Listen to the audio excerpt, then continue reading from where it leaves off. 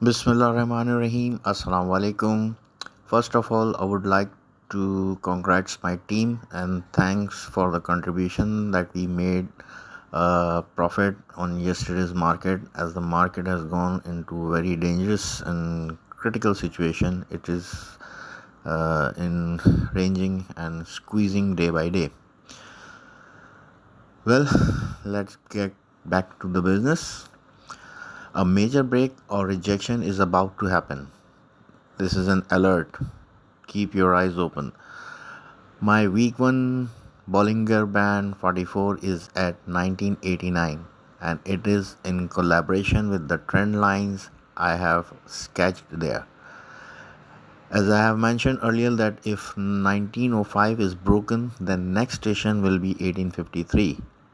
A retracement will happen as it is always due. Price may test 1905 to break it, or if rejected, then no doubt we are going for the next station, that is 1853. In between, the gap mentioned earlier will be filled at 1867.74 of March 10th, 2023. The price range is squeezing day by day.